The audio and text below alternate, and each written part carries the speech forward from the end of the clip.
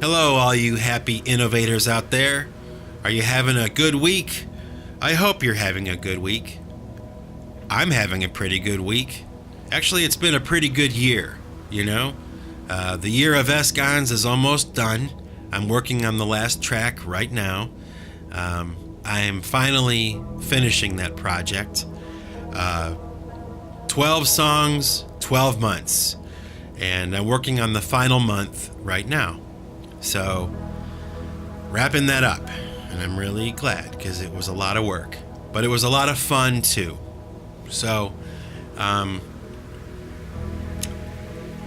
also want to mention really quick before I continue with the podcast today that there's an artist I think that you should check out, okay? There's a group called TEMPUS, TEMPUS, and TEMPUS is a duo, okay? Two people, a guy named Kevin Fleming, who does vocals and keyboards, and another guy, Stuart Grieve, who does keyboards and engineering and production. Okay? Two guys, Tempest. And Kevin Fleming's voice is very interesting. Okay? It sounds Bowie-esque, I guess. A very rich vocal. And the production on these songs, folks, let me tell you something. Okay? This Stuart Grieve, this guy is gifted as a producer. And, you know, I don't know much, but I know that. Okay? His production abilities are so far beyond mine. Okay? And I could learn from this guy. I mean, I could take lessons. And if he didn't live so far away, I probably would. I'd probably pay him to teach me, you know? So I'm going to leave you the links to Tempest down below. And they just released a new collection of songs called A Moment's Peace. And it's just song for song. You'll see what I mean when you listen to it, especially if you produce music and you create music. You'll be able to tell right away that this guy is really good. His productions are world class, okay? So check him out. He's been a supporter of me for a long time, and he's always listened to what I've made, and he's always engaged and made comments. And man, let me tell you, it helps me out. And I'm all about reciprocity. So if he's willing to help me out, the least I could do is return that favor. So thank you, Grebo, and thank you, Tempest, for being supportive of Pipe Choir and Pipe Choir Records, and really of me, Mike Bostwick. Thank you. And glad I could return the favor. The least I could do is help you out too. So, folks, if you get a chance, I'll leave the links and everything down below in the description of this, and you can check out Tempest. Their album is called A Moment's Peace, and it's really good. It's really good stuff. So, anyway, I was trying to come up with something to talk about, you know, for this episode, and it's really kind of a weird thing because normally when I'm thinking about what I want to talk about, there's this moment where like it hits me and it just goes boom, okay, that's the topic, and then I go right in and start talking about it. I have a clear direction and I just start going, and all week long I've been waiting and waiting and waiting for that to happen, and it wasn't happening. So I was kind of relieved today. I could tell when I woke up today it was going to be one of those days where something was going to come. I could feel it. And sure enough, you know, my wife and I sit down for breakfast really early in the morning, and we start talking about something, and then, you know, bam, there it is. I have an idea. This is what I want to talk about. So I'm going to share with you the story. Okay, so back in like 2002, my wife and I were living in Maryland. right near Washington, D.C. And we knew that we didn't want to stay there for another year. Okay. So after thinking about it, I decided that I was interested in the Berklee School of Music. I thought that it might be a good decision for me to go and at least check out the school and see if it was something I would really want to commit to and see if I could get accepted into the school. So they were going to have a tour of the Berklee School of Music, and my wife and I were going to go. So we got in the car and we were driving from Maryland to Boston, and we're driving along and everything's just normal, and it was raining pretty good. I remember that. And we're just driving along and talking, and it's like, raining outside, but it's nice and warm in the car and quiet, and we're kind of listening to some music and just kind of talking. And all of a sudden, in the oncoming lane, this car comes zipping past me like 110 miles per hour, okay? And I mean, it kind of startled me a little bit because it came so fast and it was, going around me on the freeway, but it was driving in the oncoming lane in the wrong direction.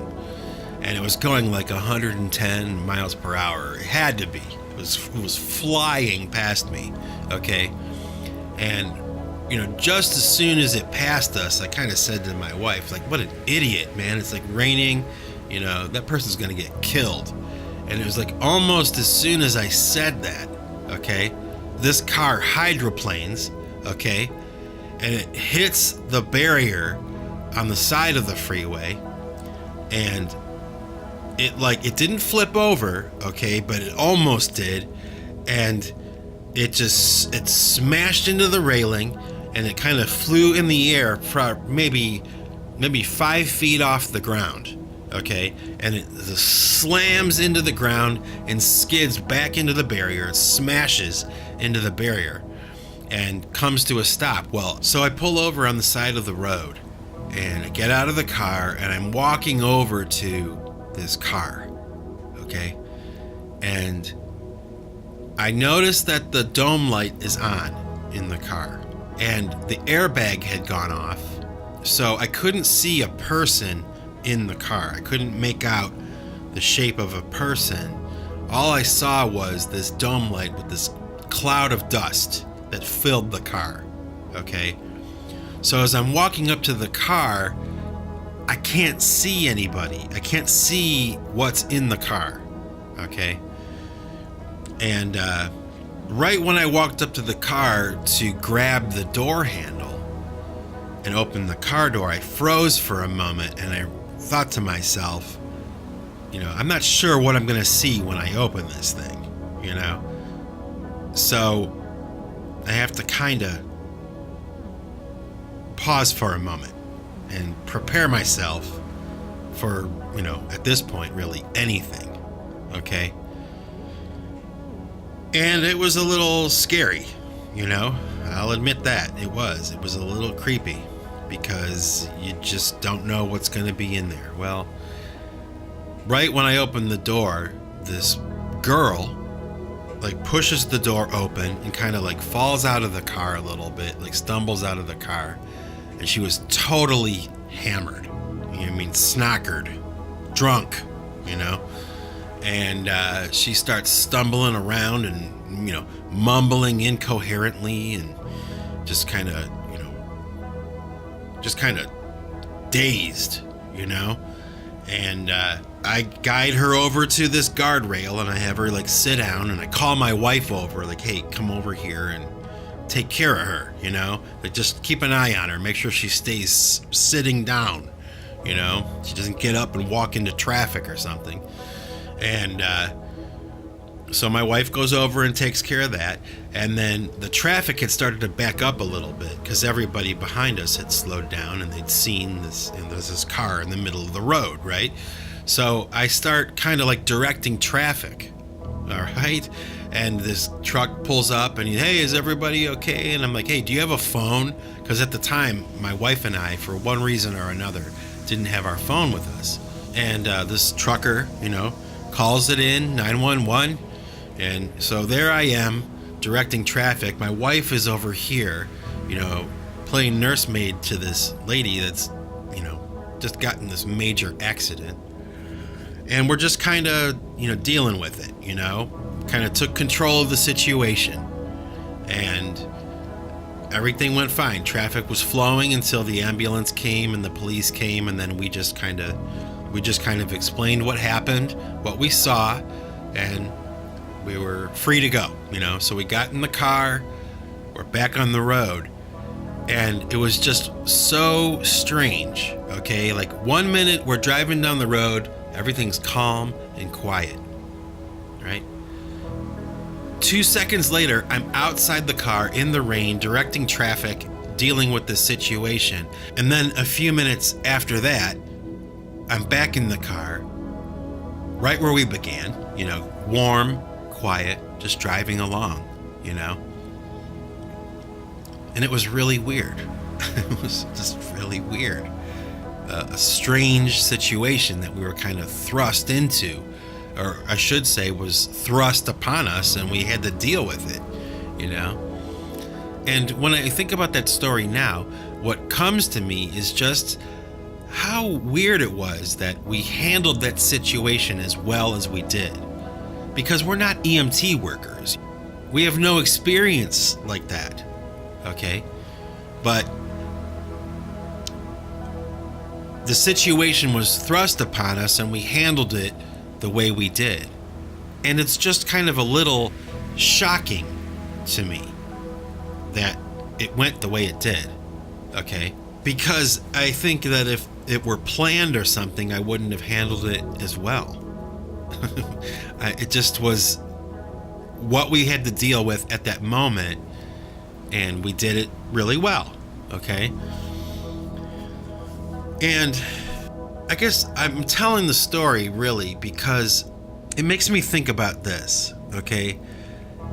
I saw this documentary once about locusts and when they swarm, and it was really fascinating because what I didn't know until I watched this documentary was that locusts exist in a certain form, okay? They're an insect. They look a certain way when they're in normal mode, okay? But when locusts swarm, what happens is they physically change, okay? They turn into a different creature. This actually happens, okay? Where they shed the being that they were in their normal state, and they go into swarm mode, and they physically change, all of them do, and they become a completely different creature. They literally change their physical form to go into swarm mode, okay? And that was fascinating to me. I mean, it just blows my mind that that can happen, right? But I tie it into the story like this. Like, we don't know what we're capable of until we're put into a situation. Like, we change when we're put into different situations, Like, I had no idea until this event happened with this girl in the car on the freeway that I was capable of handling a situation like that,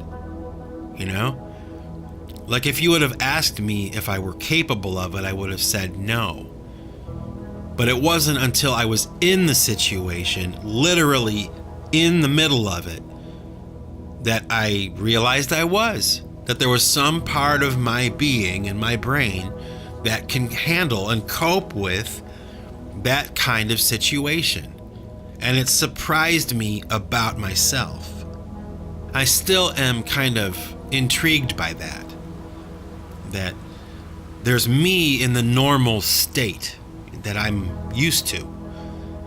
And depending on the circumstances, what kind of things come up or whatever, that I may or may not be equipped to handle, that was something I was able to handle. And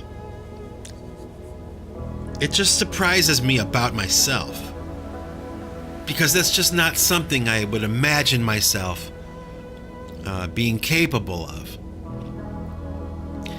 And I kind of tie it into that locust thing where you literally change. An event is taking place and you have to change to adapt to the situation and deal with it. And I guess I'm just surprised that I was able to do that.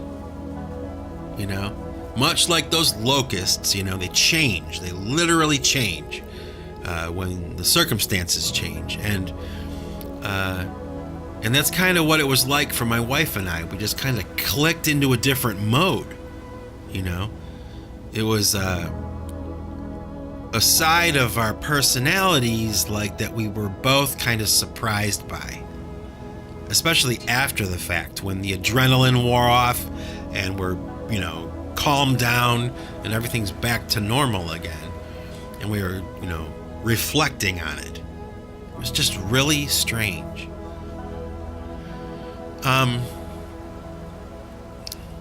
So that's really what I wanted to talk about, really, was the fact that we are all capable of things that we're not even really aware of until we're forced to deal with a set of circumstances that brings that kind of element out of our personalities, and our capabilities.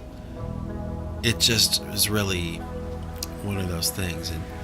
And to finish the story, I'll say that I did go to Berkeley. We made it there, and we did a tour of the school, and I did apply to Berkeley. I did apply to the Berkeley School of Music, but I was not accepted because I don't know how to read music. And I guess I used to bum out quite a bit because I wasn't accepted into Berkeley, but it turns out in the end that it was probably better for me that I didn't go there. It was better for me to just be making music, I guess, and just teaching myself, So that's all I wanted to tell you. Kind of a weird story, but it's fascinating to me. The whole thing, the whole story is just the whole idea of what we're capable of, as people. That depending on the circumstances, depending on what's needed, we can rise to the occasion and handle it. And that's very surprising to me, very interesting lesson in life. So with that, this is Mike Bostwick from Pipe Choir Records signing off. And remember, folks, if you want to keep what you've got to give it away. Take it easy.